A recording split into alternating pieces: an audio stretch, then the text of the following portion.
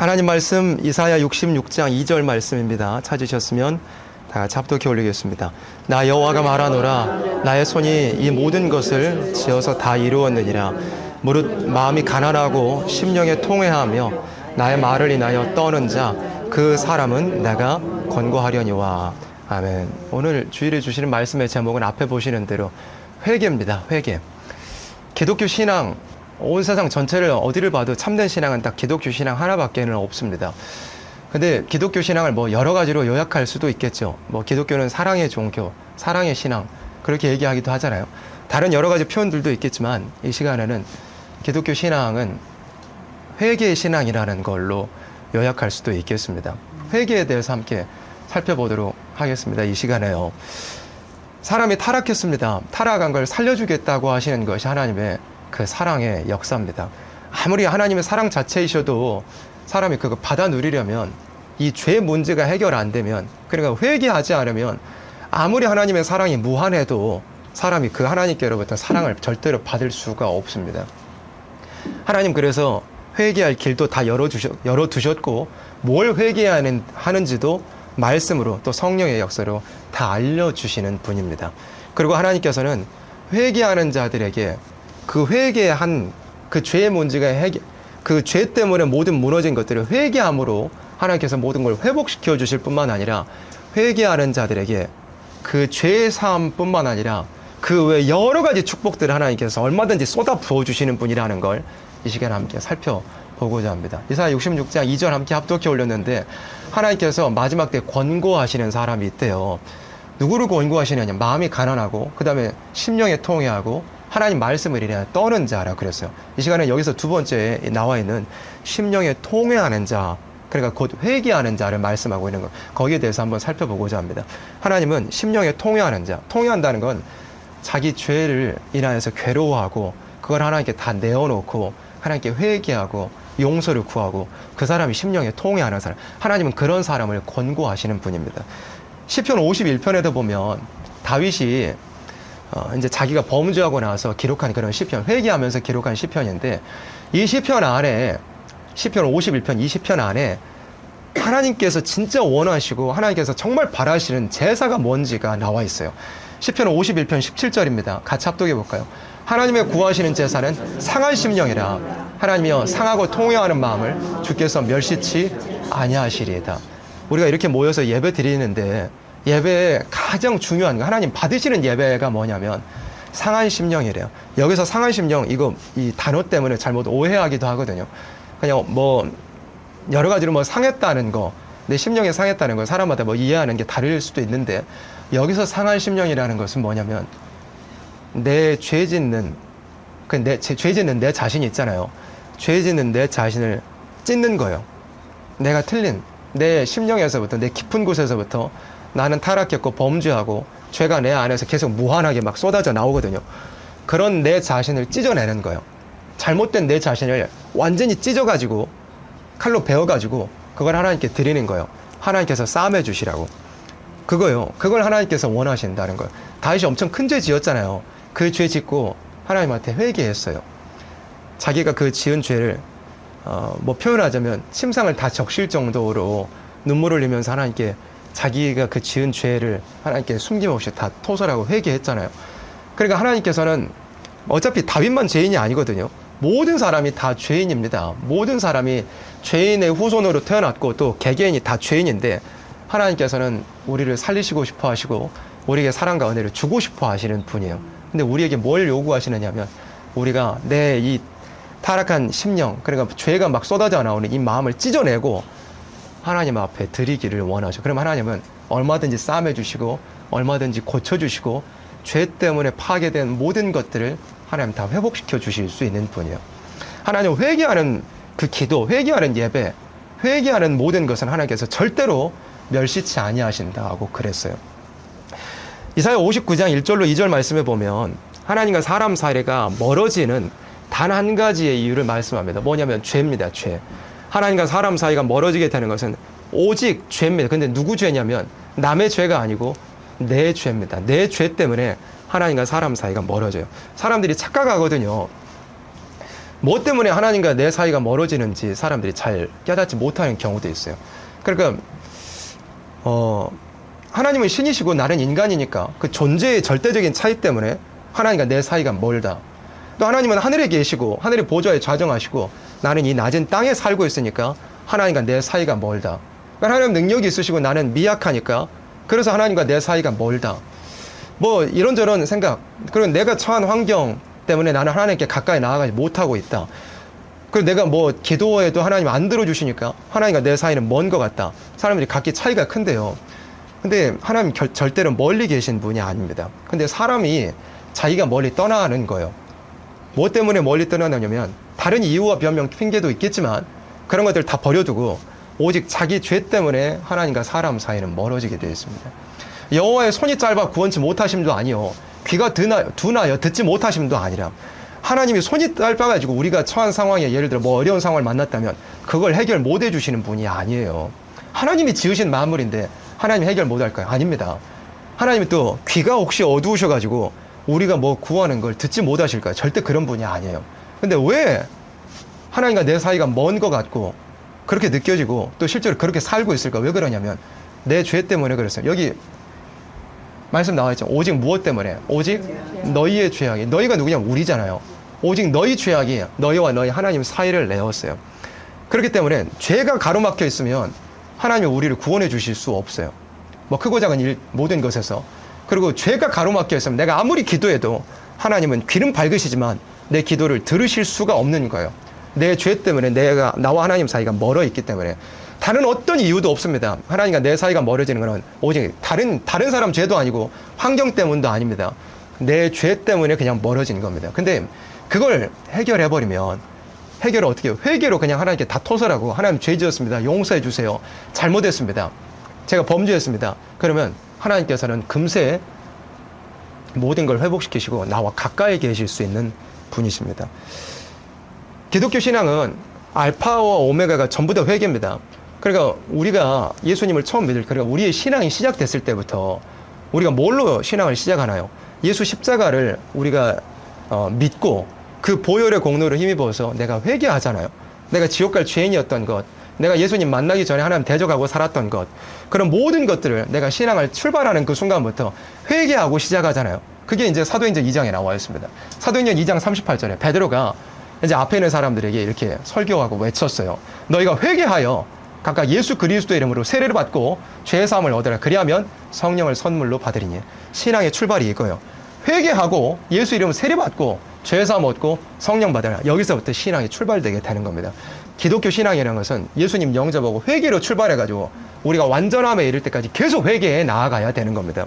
우리가 예수님 재림을 맞이할 때까지, 우리가 예수님 나라에 들어갈 때까지 계속 회개해야 돼요. 우리가 예수님 믿고 지옥 갈 때 회개해가지고 사함을 받았을지라도 날마다 솔직히 죄 짓고 살잖아요. 얼마나 많은 죄들을, 얼마나 흉악한 죄들을 그렇게 우리가 날마다 짓고 삽니까?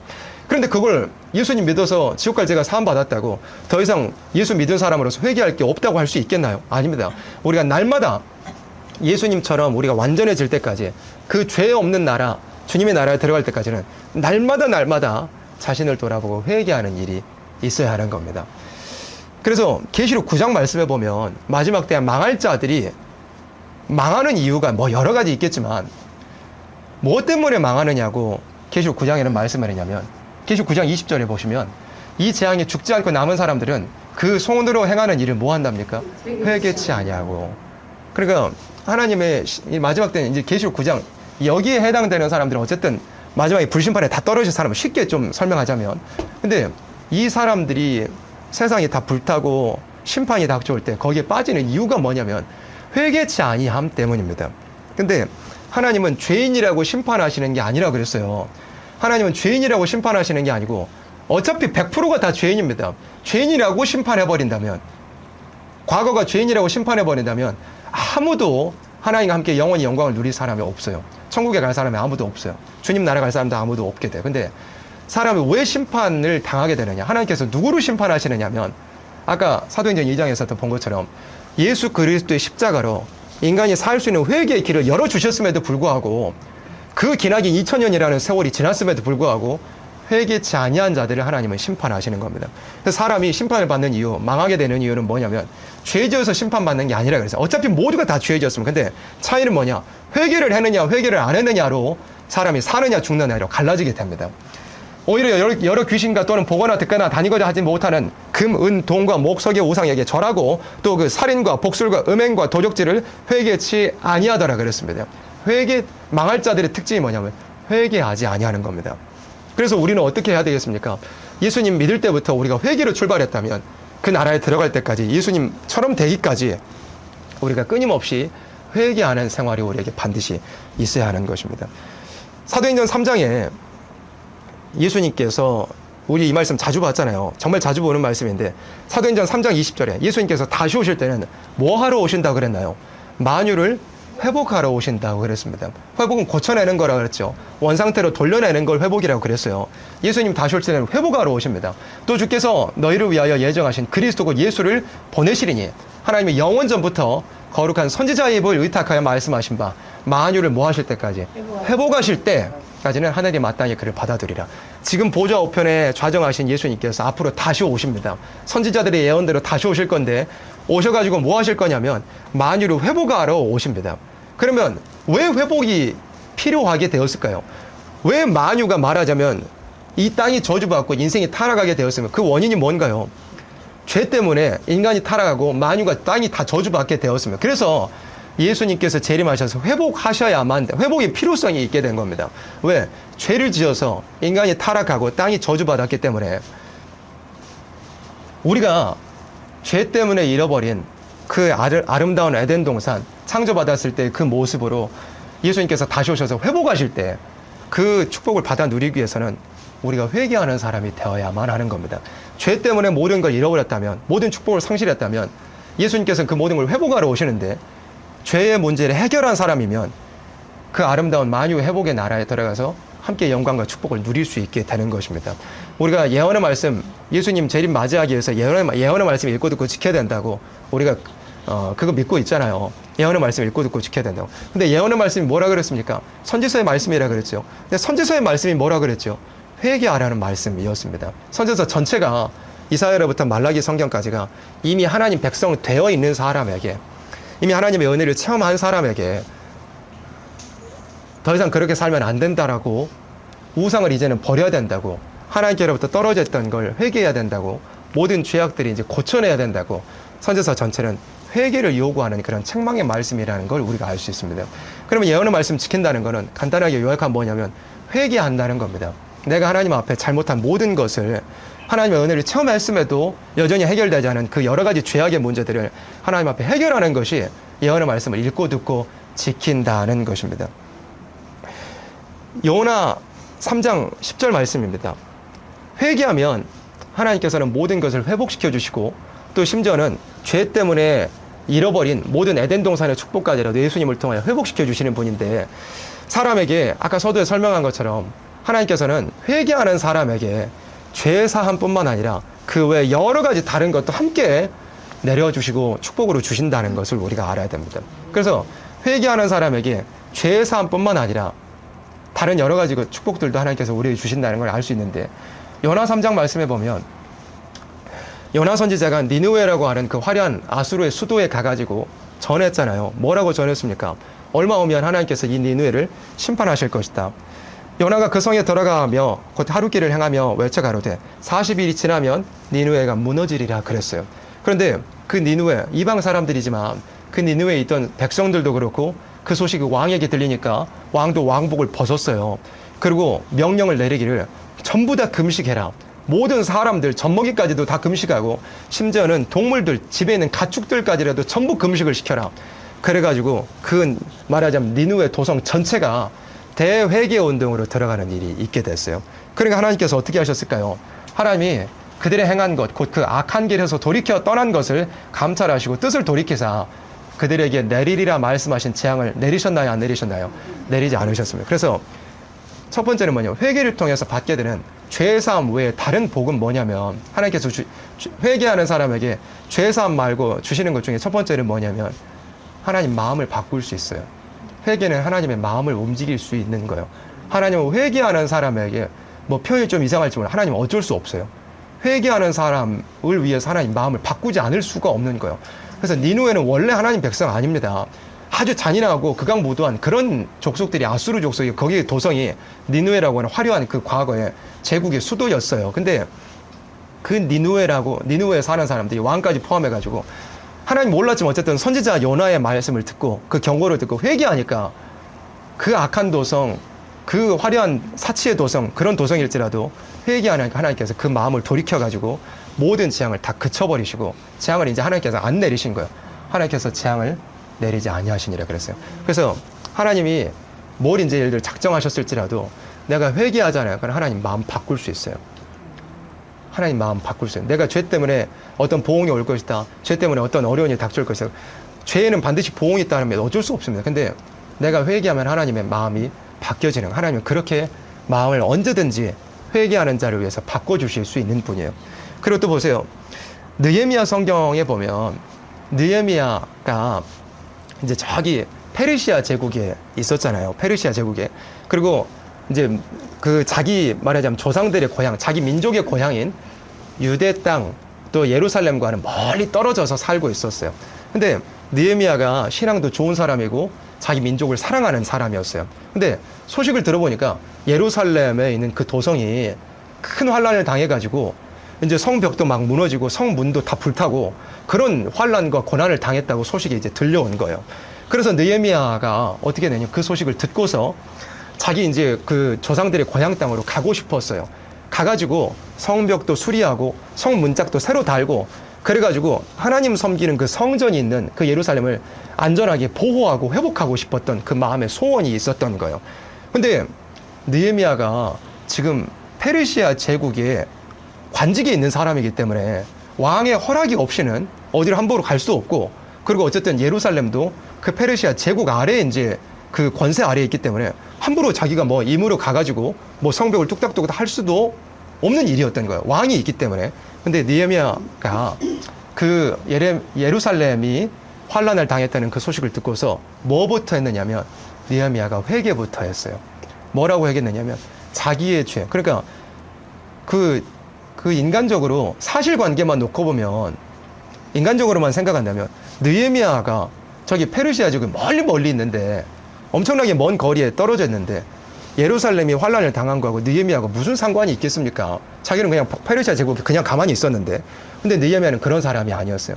전혀 자기와 상관없는 일 같을지라도 하나님 앞에 회개했어요. 그리고 자기 죄만 회개한 게 아니고 자기 조상들의 죄까지 회개한 거예요. 자기 조상들이 죄 지어서 하나님께 두드려 맞았던 그런 과거를 하나님께 또 끄집어내서 회개하면서 또 자기의 죄악을 하나님께 회개하면서 두려운 마음으로 이제 왕 앞에 있었던 거예요. 근데 왕이 그 얼굴을 보고 딱 알아챘죠. 너 왜 얼굴이, 그리고 안색이 왜 그러냐, 왜 수색이 있느냐.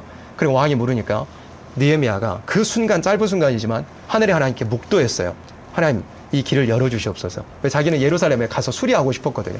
그러니까 회개했던 느헤미야가 이제 왕이 그 얼굴을 보고 알아주게 된 거예요.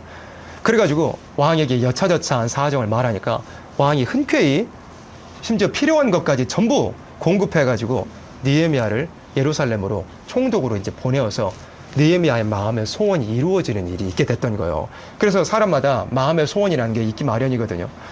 그런데 마음의 소원이 뭘 통해서 또 이루어질 수 있느냐면 자기의 죄악을 회개함으로 하나님께서 마음의 소원을 이루어 주시는 일이 있게 돼요. 내가 예를 들면 간구하는 게 있잖아요. 내가 소원하는 게 있잖아요. 그럼 뭐부터 해야 되냐? 회개부터 해야 돼요. 아까 방금 이사야 59장 말씀도 봤잖아요. 하나님은 귀가 밝은 분이지만 왜 안 들으신다고요?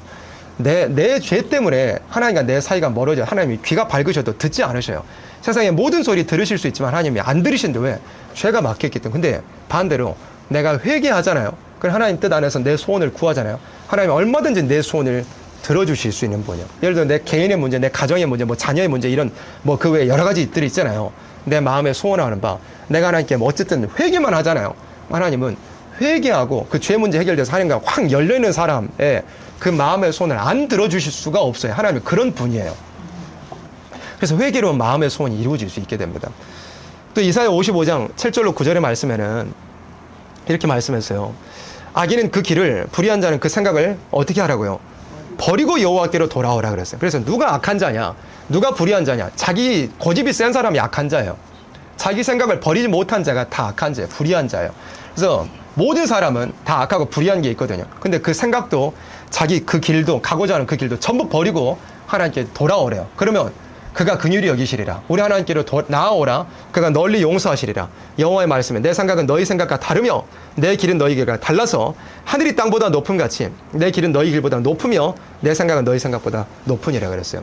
그래서 우리 인생이라는 것이 뭐 흔히 세상 사람들 얘기하는 선택의 연속, 결정의 연속이라고 이야기하잖아요. 사람이 어디로 나아갈 줄 잘 모릅니다. 근데 모든 인생의 순간순간마다 나아가야 할 방향을 내가 알지 못할 때 하나님의 인도를 받고 싶다면 뭐부터 해야 되냐면 회개부터 해야 돼요. 사람들 많이 착각하거든요. 그냥 내 계획 다 정해놓고 내 머릿속에 시나리오 다 정해놓고 하나님 이렇게 해주세요, 이렇게 해주세요 하는데 그거는 저기 하늘 높이 내려다보시는 하나님과 내 땅 밑에 살고 있는 이 시각의 차이가 어마어마한 거예요. 나는 뭐 산이 가려져 있고 뭐가 바다가 있으면 그 너머를 보지 못하잖아요. 산 너머를 보지 못하고 바다 건너를 보지 못하잖아요. 근데 하나님은 위에서 다 내려다보고 계시고 나에게 가장 좋은 길이 어디인지, 가장 안전한 길이, 가장 말하자면 목적지가 평안한 길이 어디인지 하나님 다 알고 계신데 사람이 자기 생각을 버리지 않고 자꾸 구하는 거예요. 자기 고집대로 해달라고 구하는 거예요. 근데 그게 아니고 내 모든 계획과 도모를 다 하나님 앞에 내려놓고 말하자면 회개하고 그런 내 생각도 내 마음대로 하는 거 그게 죄예요. 내 인생에 내일의 계획을 내 마음대로 하는 것도 전부 죄라니까요. 예를 들어 우리 학생들 같은 경우도 뭐 진학의 문제, 진로의 문제 있잖아요. 내 계획대로 그것도 죄예요. 하나님이 원하시는 길이 뭔지를 내가 회개하고 하나님께서 인도해 주시길 구해야 돼요. 그럼 뭐 예를 들어 직장생활 하시는 분들도 뭐 직장의 모든 문제나 뭐 이직의 문제나 예를 들어 여러 가지 문제들이 있을 수도 있는데 그런 결정의 순간에서 내 생각이 있다면 내 생각 자체가 다 죄입니다. 사람은 절대로 옳은 생각을 할 수가 없는 거예요. 이 존재 자체가 타락했기 때문에 내 머리로는 절대 하나님 원하시는 옳은 생각을 할 수가 없어요. 근데 내가 옳은 생각을 예를 들어 한다 그러잖아요. 그건 뭐냐면 성령이 주신 생각이 내가 하는 생각이 아니에요. 내가 하는 생각은 다 타락한 생각이고 또 마귀가 어느새 틈타 내게 심어준 생각이지 사람은 절대 스스로 옳은 생각할 수 없어요. 그러니까 어떻게 해요? 내 모든 생각을 하나님께 버리고 회개해가지고 하나님께서 가장 좋은 길 위에서 내려다보시 가장 복된 길로 인도해 주시라고 해야 되는 거예요. 그래서 회개하는 사람에게는 어떻게 하시냐? 하나님께서 모든 길을 인도해 주셔요. 그리고 또 욥기 42장에 보시면 그 욥이 사단의 참소로 이제 마귀가 허락을 받고 하나님 앞에 가가지고 허락을 받고 욥을 엄청나게 괴롭혔잖아요. 근데 욥이 크게 범죄했나요? 어쨌든 그 입술로 범죄치 않았다고 욥기에 그렇게 돼 있잖아요. 근데 그 상황이 어땠어요? 몸도 쳤죠. 재산도 다 쳤죠. 자식들도 다 죽었어요. 그리고 욥 진짜 하나만 남아있게 됐어요. 근데 욥이 그런 상황 가운데서 뭐 친구들하고 변론하고 심지어는 하나님께서도 나타나시고 변론하시거든요. 그래 욥이 욥기 이제 42장 마지막 장에 보면 결론이 뭐냐면 욥기 42장 5절에 내가 주께 대하여 귀로 듣기만 하였사옵더니 이제는 눈으로 주를 배움나이다. 6절에 그러므로 내가 스스로 한하고 티끌과 제 가운데서 뭐 한대요? 회개하나이다 그랬어요. 욥이 그 고난이나 어려움들을 그러니까 자기가 범죄해가지고 당한 거는 사실관계만 놓고 보자면 그렇지는 않았어요. 그리고 그런 고난을 당했을 때도 입술로 범죄치 않았다고 성경에 그렇게는 돼 있거든요. 근데 하나님께서 나타나셔가지고 욥에게 말씀하시고 난 뒤에는 이제 욥이 진짜 진정으로 하나님을 마주하고 난 다음에는 욥이 다른 말이 다 그쳐졌어요. 입이 그냥 다물어지고 뭐밖에 할 수 없었냐면 회개밖에 할 수 없었던 거였어요. 근데 욥이 잃어버려. 그래 욥의 그 죽었던 모든 자식들, 욥이 이제 상실했던 모든 재산들 있잖아요. 욥이 이렇게 하나님을 진정으로 마주하고 회개하니까 욥기 42장 12절에 그 모든 것들을 하나님께서 다 회복시켜 주셨던 거. 가정의 모든 형편이나 소유의 모든 것들이라도 회개하는 자에게 하나님께서 다 회복시켜 주시는 일이 있었어요. 욥기 42장 12절에 여호와께서 욥의 모년에 복을 주사 처음 복보다 더하게 하시니 그가 양 1만 4천과 약대 6천과 소 1천 결이와 암나귀 1천을 두었고 또 아들 7과 딸 셋을 낳았다고 성경기를. 그래서 회개하면 하나님께서 모든 상황이라도 다 역전시키시고 다 회복시켜 주실 수 있다고 이렇게 성경은 말씀하고 있어요. 그리고 다니엘 9장에도 봐보세요. 다니엘 9장에 다니엘 선지자가 이미 그때 당시에는 느헤미야보다 시간이 훨씬 일찍입니다. 시간을 좀 거슬러 올라가면 다니엘 선지자가 이제 바벨론 땅에 가가지고 포로되어 가지고 잡혀가서 살고 있었어요. 거기서 어쨌든 하나님이 주시는 지혜가 있으니까 높은 고위직에도 올라가기도 하고 그랬잖아요. 그런 이제 세월이 70년이라는 엄청나게 긴 세월이 이제 흘러가게 됐어요. 근데 다니엘 선지자가 이제 성경을 읽다 보니까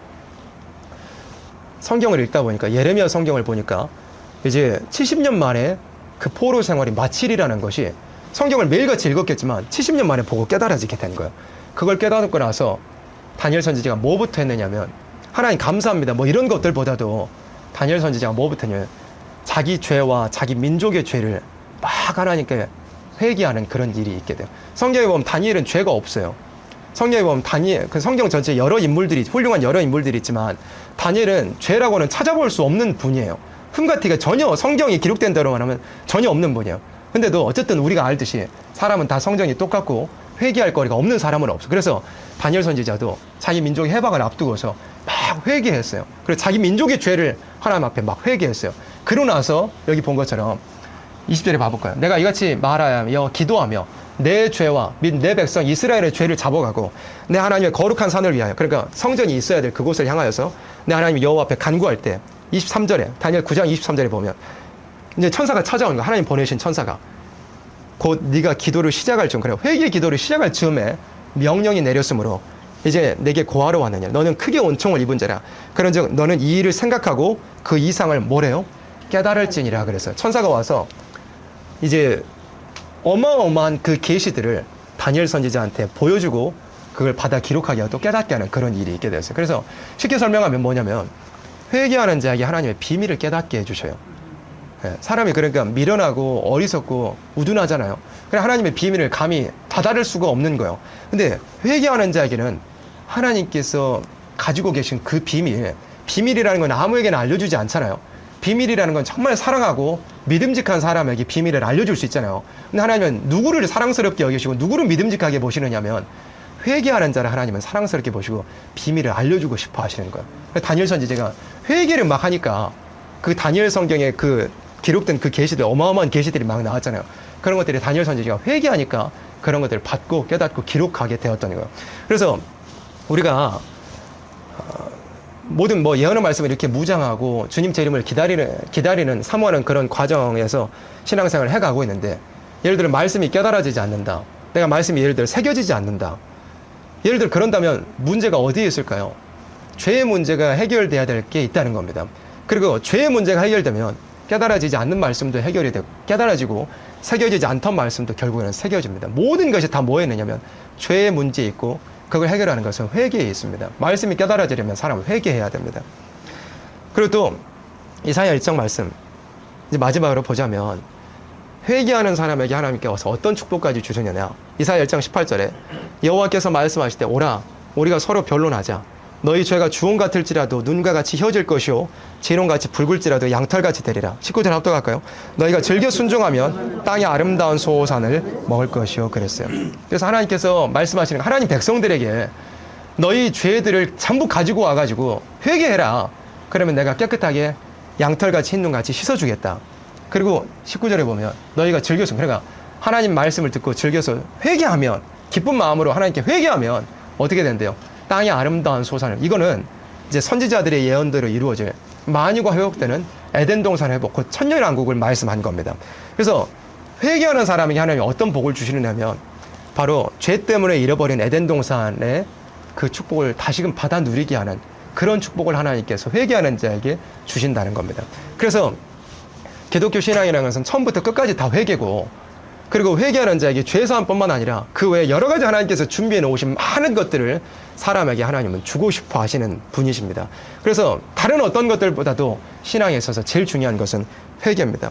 그런데 이 회개라는 것도 참 하기 어려운 게 회개입니다. 회개하려고 그러면 사람이 회개가 잘 되나요? 회개 잘 안 됩니다. 회개라는 건 되게 어려운 건데, 그래도 우리가 회개를 하기에 해산의 수고를 다 해야 돼요. 회개하려면 내가 뭔 죄인인 줄도 몰라요. 그리고 내가 무슨 죄를 지었는지, 예를 들어 말씀을 통해서, 죄종을 통해서, 신앙의 동역자들을 통해서 내가 뭔 죄를 지었는지 예를 들어 깨달아지더라도 있잖아요. 성령께서 알려주셔서 깨달아지더라도 사람이 회개 잘 할까요? 안 할까요? 회개 잘 안 합니다. 그리고 회개한다고 쳐도 있잖아요. 그게 진짜 회개일까요? 진짜 회개 아닌 경우가 또 많습니다. 진짜 회개는 뭐냐면 돌이킨다는, 뉘우치고 돌이킨다는 거 아니에요. 돌이킨다는 것은 진짜 회개했다면 다시 그 죄를 짓지 않는 것이, 그리고 회개의 열매를 맺어내는 게 진짜 회개인데, 그 회개의 단계라는 게 참 어렵습니다.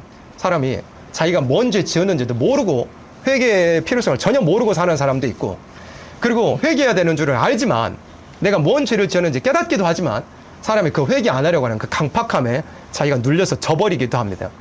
그리고 회개를 한다고 쳐도 그 회개가 어떤 일시적인 그냥 상황을 면피하고자 하는 그런 잠시 잠깐의 회개하는 척만 하는 경우도 사람이 있기 마련입니다. 그래서 회개라는 것은 참 깊이 들어가야 하고, 회개라는 것은 반드시 열매를 맺어낼 수 있어야만 하는 것입니다. 그래서 기독교 신앙의 가장 중요한 것이 뭐라고요? 회개입니다. 그래서 우리가 처음부터 끝까지, 시작부터 마지막까지 회개함으로써 하나님과의 관계가 회복되고, 그 외에 우리 모든 인간적인 것도 하나님께서 축복하셔서 회복되고, 그리고 결국에는 죄의 문제가 해결됨으로 이루어지는 아름다운 새 시대의 모든 축복을 우리가 다 받아 누릴 수 있기를, 회개함으로 다 받아 누릴 수 있기를 간절히 바라고 소망합니다. 아멘.